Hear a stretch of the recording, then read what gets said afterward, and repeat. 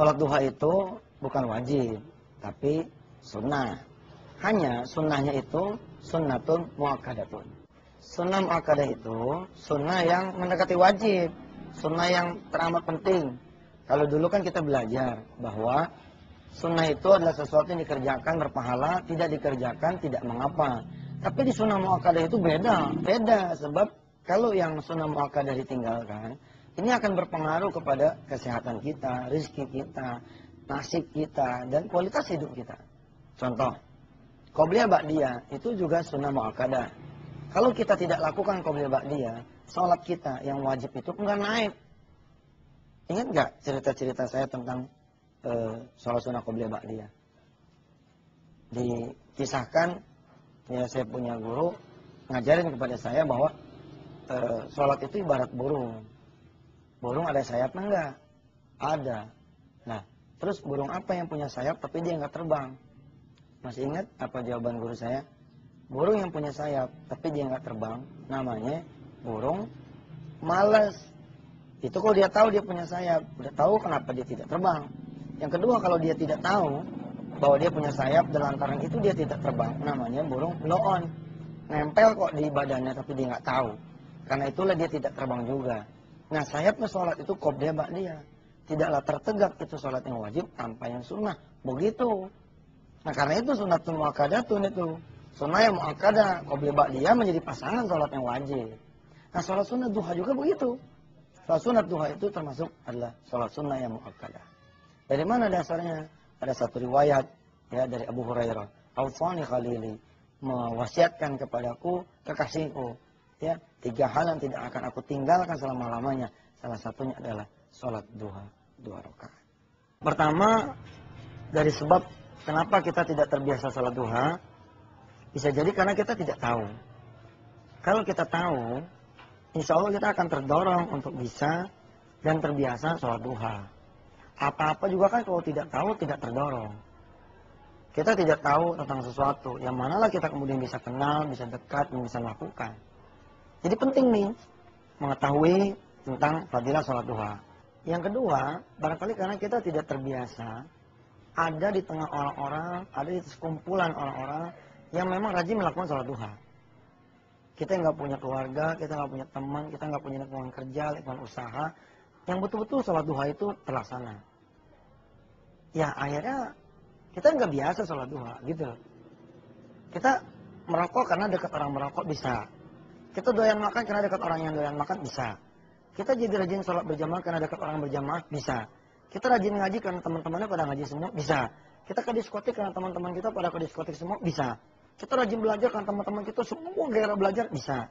Kita termasuknya rajin melaksanakan sholat duha karena kita hidup tinggal di komunitas yang biasa sholat duha.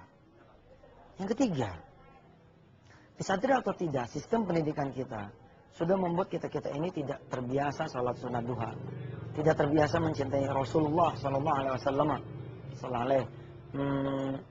Dari sebab misalkan tidak dikenalnya sholat duha sebagai bagian dari pendidikan nasional.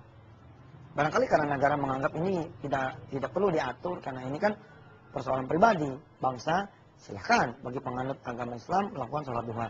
Nah, karena tidak ada sistem dan tidak memberi ruang juga buat sistem sholat duha, nggak sholat duha. Bayangin ya, payahnya betul kita ini. SD 6 tahun, SMP 3 tahun, SMA 3 tahun. Nggak ada sistem pendidikan ya, khususnya beberapa tahun-tahun yang lalu, yang mewajibkan anak-anak sholat duha. Nggak ada. Sifatnya hanya himbauan dan itu pun tergantung kebijakan sekolah, kebijakan pimpinan, kebijakan lembaga. Rundown bahwa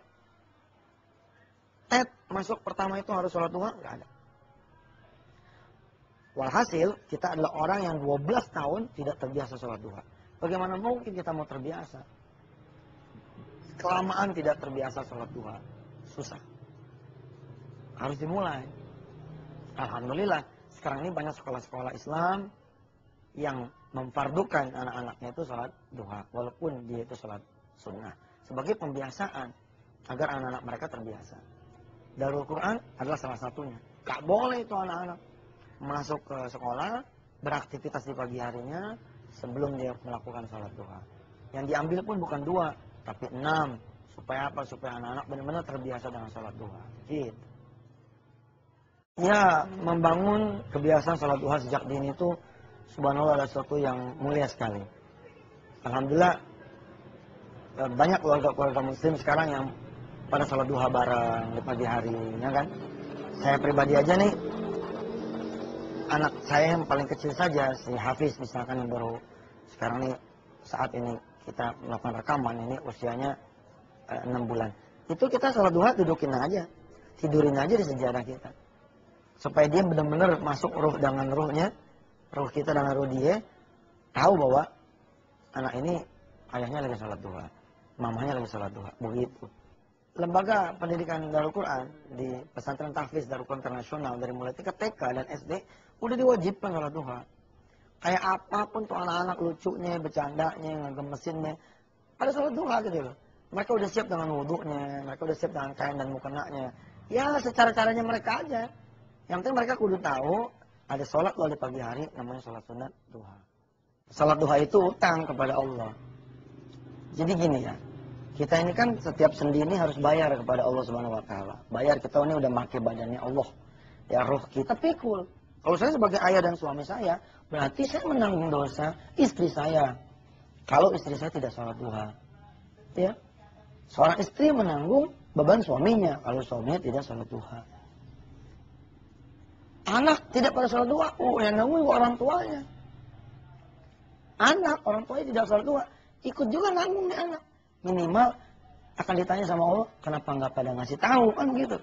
Kenapa nggak pada saling mengingatkan, kenapa nggak saling menasihatkan, nah itu tetap dosanya itu. Nah kalau gitu bentuk perkaliannya, berapa banyak utang kita kepada Allah. 730 rakaat. Dikali seumur hidup kita sejak dari akil balik, ditambah lagi dosa anak-anak kita, dosa istri dan suami, dosa orang tua, dosa pembantu, dosa supir, dosa tukang kebun, dosa tukang masak pada ikut sama kita, mati gitu. Belum kalau ada ponakan lagi di rumah kita, ponakan ada ahli sholat duha, mati lagi kita udah. Pakai amal sendiri ngejar, nggak bakal kejar. Alhamdulillah memang Allah Maha Pengasih Maha Penyayang. Kita sholat taubat langsung 0-0. Tapi walaupun udah di nolin sama Allah dengan sholat taubat, kan kita jangan berdiam diri dong. Kita kejar terus. Wa'at bi'is sayyi'atal hasanata tamhuha. Kita kejar itu keburukan dengan kebaikan-kebaikan supaya kehapus. Nah caranya lewat majlis duha. Nah inilah program yang saya bilang menarik karena akan menghapuskan dosa kita. Ya tentu saja ini pakai logika fikih, logika amal soleh, logika mata rantai ya. Kalau kita lihat misalkan di surah An-Nisa misalkan ya, Allah menyatakan bahwa mayyashfa' syafa'atan hasanatan yakul lahu nasibum minha. Siapa orang yang mendorong perbuatan baik, maka dia dapat kebaikan dari perbuatan yang didorongnya itu. Ini dulu nih filosofinya kita pahami. Konkretnya bisa ke hati ya, Darul Quran, saya dan kita semua mendorong Indonesia untuk membuat majelis-majelis duha di majelis taklimnya masing-masing. Baik itu di perkantoran, di perumahan, di lembaga pendidikan, di sekolahan, di kampus, di kantor, di tempat usaha, tempat kerja, tempat bisnis, di gang, di rumah dia, di mana sajalah untuk bikin sholat duha bersama-sama. Tidak berjamaah ya, tidak berjamaah, tapi sendiri-sendiri hanya dilakukan bersama-sama di satu tempat. Kami mendorong untuk pada bikin sholat duha bersama-sama itu setiap hari Sabtu jam 7.00 waktu Indonesia bagian Barat. Kenapa kok Ustadz harus Sabtu jam 7.00? Ya ini mah supaya kita bareng saja berdoanya kepada Allah. Kan enak tuh, saya mimpin nih sholat duha di pesantren bersama para santri hufaz, santri penghafal Al-Quran, bersama para asatis hufaz, guru-guru yang menghafalkan Al-Quran. Mereka-mereka yang pada lagi menghafalkan Al-Quran sholat nih di samping kanan kiri dan di belakang saya di Sabtu jam 7.00. Ketika kami sholat, sholatlah juga Anda semua di kampung Anda masing-masing, di tempat Anda masing-masing, sama-sama sholat duha dari jam 7.00. Berapa rakaat yang kita ambil? Yang kita ambil ini 6 rakaat. Kenapa 6 rakaat? Ntar ada penjelasan tersendiri. Habis 6 rakaat kita sholat, habis itu, ya kan, kita berdoa nih. Allahumma inna duha'a duha'uka wal baha'a baha'uka dan seterusnya. Bayangkan itu.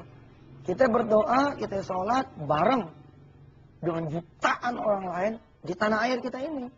Bahkan insya Allah akan segera merambah ke Singapura, Brunei, Darussalam, Malaysia, kemudian di kota-kota lain di negara-negara yang insya Allah kita bisa masukin. Bayangkan, insya Allah bukan cuma jadi majelis duha nasional, tapi majelis duha internasional. Waktunya disamain. Begitu. Supaya, apa ya, ada kebersamaan lah gitu. Kan kelihatan dari arsy Allah juga lain. Ini bumi siapa nih? Begitu kan? Ini kok jam 7 Sabtu ini pada sujud kepadaku bareng semua. Ternyata Indonesia, masa iya nggak dimakmurin Indonesia, ya kan? Targetnya ada di, insya Allah di pertama ini 10 kota. Kemudian kita akan melangkah ke 100 kota. Yang insya Allah akan diikuti tidak kurang dari 19.200 majelis. Di seluruh tanah air. Khususnya di 100 kota itu. 19.200 majelis ini, kalau ya isinya itu 100 orang, maka majelis doa nasional yang diselenggarakan setiap Sabtu pagi, ini akan berisi 19,2 juta orang. Bayangin, kita adalah satu dari 19,2 juta orang yang ikut sujud, ruku, sholat doa, dan berdoa kepada Allah Azza wa Jalla, supaya kita kemudian dibukakan pintu rezeki, disehatkan Allah, diistiqomahkan kita punya ibadah, ditambah kita punya ilmu, ditambah kita punya ibadah-ibadah, dan seterusnya. Kegiatannya yang sederhana, intinya kan sebenarnya cuma membuat satu majelis di mana orang-orang pada sholat duha. Ya sudah, kegiatannya sholat duha saja. Ingat, tidak berjamaah, sendiri-sendiri, tidak ada yang membaca ayat suci di dalam sholat dalam bacaan yang keras, dalam hati saja, yang penting terdengar dengan kuping sendiri. Nah, kemudian habis sholat duha, mengamalkan wirid, zikir, doa yang ditetapkan atau diaturkan oleh wisata hati, oleh Darul Quran, dan tentu saja ini sudah seizin dari ulama-ulama, sudah sepengetahuan para alim ulama yang kita mintakan pendapatnya. Habis itu kemudian makan-makan, belajar, pulang. Daftarnya sederhana, cukup login ke website wisatahati.com. Di sana sudah ada formulirnya, tinggal diisi saja. Isinya juga sederhana, cuma data-data ketua majelis taklimnya, di mana tempatnya, kira-kira ada berapa orang yang bakalan ikut, siapa penanggung jawabnya, ada ide-ide apa yang bisa diselenggarakan sebagai lokal konten dari majelis duha di setiap daerah yang tentu saja berbeda antara satu daerah dengan daerah yang lainnya. Selesai. Ada nomor telepon informasi yang bisa kami berikan, yang informasi ini nanti akan mencoba menggali ya di daerah ini di mana ada majelis duha, supaya teman-teman bisa gabung. Makin banyak, makin bagus. Makin kesana, insya Allah makin lebih banyak lagi hadir majelis-majelis duha nasional. Atau hubungi nih nomor di bawah ini. Hubungi nomor di bawah ini, hubungi alamat ini, nah kita hubungin deh. Kita daftar nih majelis duha di sini. Apa kepentingannya Ustadz, kok pakai daftar segala? Loh, ini kan kita gerakan, kita organisasi, kita satu lembaga. Ya, insya Allah ini tidak ada kepentingan politik apapun, insya Allah. Kalau emang belum waktunya, kalau udah waktunya mah, ya bismillah. Siapa juga yang nggak mau terjun ke politik kan, asal bawa misi yang benar, visi yang benar, nyawa itu yang benar, insya Allah. Tapi sekarang belum dah. Tapi mudah-mudahan ke depan, ya siapa tahu kan, kita jadi presiden nih yang bisa mendorong orang pada sholat duha di Indonesia, ya kan? Canda, ini mah kali-kali aja, tapi masih jauh lah. Pokoknya mah ini majelis duha dulu nih kita beresin. Majelis duha ini kita beresin, kita dorong Indonesia, kita dorong diri kita, dorong keluarga kita bersama-sama sholat duha, sujud kepada Allah di pagi hari sebelum kita buka pintu duha dulu. Nah ini daftar di sini. Supaya apa daftar juga? Ya, kita kan bisa ngirimin bahan-bahan ajar tuh, ya nggak? Nggak bayar, gratis. Ada DVD-nya, ada materi-materi papernya, ada audionya, ya toh? Ada barangkali hal-hal lain lah yang kita kemudian akan kemas ya, sebagai tools dari Majelis Duha Nasional. Kalau pertanyaannya bagaimana kita-kita yang benar-benar pengen mengejar hutang sholat duha, ya udah kita jawab yang di depan tadi. Tapi boleh juga sih saya kasih tahu satu amal yang benar-benar bisa melipat gandakan pembayaran utang kita kepada Allah Subhanahu wa taala supaya utang kita ini bisa cepat lunasnya. Yaitu bukan saja mendorong orang bikin sholat duha, tapi mendorong orang untuk membuat majelis duha. Nah, ini keren juga nih. Paham nggak? Jadi bukan saja mendorong orang lain sholat duha atau mendorong diri kita untuk bikin majelis duha, tapi mendorong orang, mendorong sebanyak-banyak lembaga untuk menjadi majelis duha. Keren tuh. Ada 2, 3, atau 5, atau malah lebih dari 10 misalkan kita bikin. Ya orang-orang jadi pada punya majelis duha. Wih, pahalanya subhanallah. Kita hitung ya. Ada 10 majelis duha nih, kita godain nih orang-orang, kita godain perusahaan-perusahaan, kita godain majelis taklim. Wih, ada CD-nya Ustadz nih. Ini tolong diperlihatkan, didengar, dikaji bersama di sholat duha tiap Sabtu. Bikin deh di rumah masing-masing, di klub masing-masing, di kelompok masing-masing. Terjadi nih 10 majelis duha. 10 majelis duha dikali 100, 1000 orang sholat duha. 1000 orang sholat duha dikali 6 rakaat, 6000 sholat duha. Langsung lunas tuh utang kita. Besoknya majelis duha itu berevolusi lagi. Berhierarki lagi, bernetwork lagi, berjaringan lagi. Ada 10 lagi downline di bawahnya. Subhanallah. Insya Allah ya. Jadi dorong sebanyak-banyaknya orang untuk membuat majelis duha. Kemudian kita kontrol. Nah, insya Allah kita mendapatkan pahalanya. Udah, situ aja yang repot. Ambil DVD-nya di Wisata Hati, di cabang-cabangnya Wisata Hati. Ambil materinya di kuliah online, ambil materinya di website, download, print out, copy, bajak CD-nya, gak apa-apa. Kemudian kita bagikan kepada yang lain-lain. Supaya pada hidup orang itu melaksanakan sholat duha. Kita dapat. Kita mati pun ninggalin sholat duha nih. Orang-orang pada sholat di majelis duha. Adem deh kita. Insya Allah. Kita jadi orang-orang yang diselamatkan Allah bukan karena amal kita saja. Tapi ada amal-amal orang lain yang pada jadi amal kita juga. Mantap. Sekalian dagang. Ya boleh kan. Majelis duha menjadi majelis ekonomi juga. Ya itu saya bilang tadi, kalau udah pada ngumpul sama orang ya kan, ya dagang lah. Gini ya, Masjidil Haram kita lihat ya, Makkah ya, dan Masjid Nabawi di Madinah. Itu kan 2 masjid yang punya pasar. Dan pasarnya hidup sebagaimana masjidnya hidup. Kalau masjidnya 24 jam, ya pasarnya 24 jam. Dan itu yang kita lihat. Kenapa pasarnya bisa hidup? Sebab masjidnya ini hidup. Kegiatan ibadah ini hidup. Nah kita juga begitu.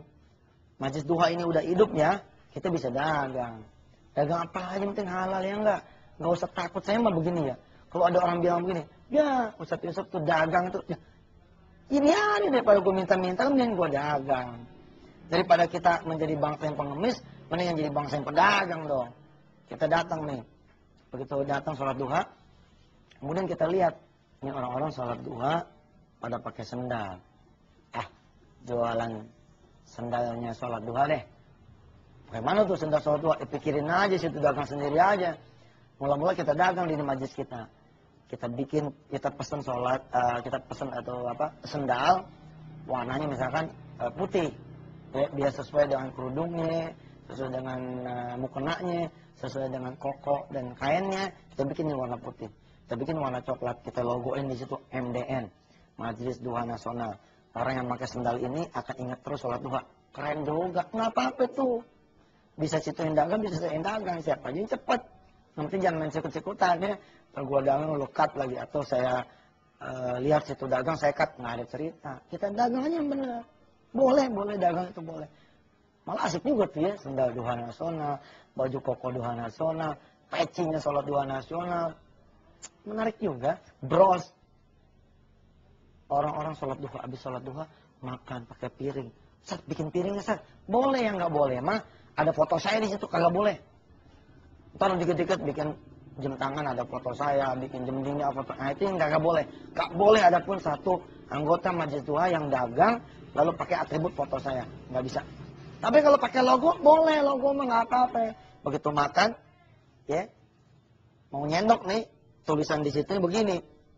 Di pinggirnya nih ada tulisan kecil misalkan gitu ya. Sarapan pagi boleh, tapi sholat duha jangan lupa. Gitu, mantap kan? Begitu kita minum, habis minuman, di bawah tuh cangkir ada tulisan, udah duha belum? Ingat yang ngasih minum siapa? Wah gitu, cakep tuh. Kita bikin lagi misalkan lemari pakaian. Ih, lemari pakaian hubungannya apa sama sholat duha? Ada Ustaz. Bagaimana adanya? Kaca itu kita ukir Ustaz. Pintu tuh lemari kita ukir Ustaz. Jangan lupa sholat duha. Oh iya. Jadi itu lemari sholat duha. Iya apa aja deh. Pokoknya mah dagang. Dan dagang itu bisa jadi dagang internasional loh. Gimana caranya? Kasih tahu dong Wisata Pusat. Kasih tahu Majelis Doa Nasional Pusat. Pak, saya punya produk nih. Ustadz, saya punya produk nih. Apa produknya? Jembeker yang ngingetin kita pada sholat duha. Kita mau distribusiin secara nasional, gimana caranya? Gampang. Kasih ke pusat, pusat distribusi ke cabang-cabang. Kasih ke Darul Quran distribusi ke cabang-cabang. Atau kalau paling gampang begini, udah distribusin aja sendiri. Dagang aja sendiri. Yang penting satu saya bilang, jangan pada saling sikut, bisnis yang santun, dagang yang santun, dan jangan lupa berbagi sama orang. Gitu. Syukur-syukur bisa berbagi kepada PPPA. Berbagi pada program donasi pembibitan penghafal Al-Quran. Mantap. Dari sendal punya keuntungan sekian, dari makanan punya keuntungan sekian, dari merchandise punya keuntungan sekian. Ada yang bisnis payung misalkan, sholat duha kok hujan terus, setiap Sabtu hujan terus. Gue dagang payung deh. Gitu dikembangin, bluk. Ternyata payungnya itu cerita-cerita tentang fadilah sholat duha. Ruas ini fadilah sholat duha 2 rakaat. Ruas ini 6 rakaat. Ruas ini 8 rakaat. Ruas ini 12 rakaat. Yang ini cerita tentang neraka. Ini cerita tentang rezeki. Wah, begitu dibentangin, akhirnya orang hujan ke hujan dibentangin tuh. Sholat payung. Karena payung itu berisi tentang sholat duha. Nah, dari jual payung itu ada keuntungannya. Bagi tetangga, bagi orang-orang miskin, bagi orang-orang susah, bagi janda-janda yang tua, yang jompo, yang nggak punya anak, ada yang susah. Kemudian bagi juga ke PPPA. Mantap, boleh. Dagang, boleh. Bahkan dagang itu adalah kewajiban buat kita semua. Jadilah muslim yang berdagang. Jadilah muslim yang membangun ekonomi sekitarnya. Jadilah muslim yang bermanfaat. Kalau dagang buku-buku dan CD-CD saya maksudnya, ya ya tambah boleh lagi lah. Cuma kan saya harus fair. Majelis Doa Nasional ini bukan majelis duhanya wisata hati. Namanya juga nasional ya kan. Siapa aja boleh masuk di sini. Kalau bahkan ya di pematerinya pun bisa bukan saya. Bisa saja bukan saya. Kan tidak harus selalu saya. Bisa misalkan yang perempuan ada Haja Lutfia Sungkar, ada Mama Dede, ada Teh Nining, ada misalkan Ustazah Tuti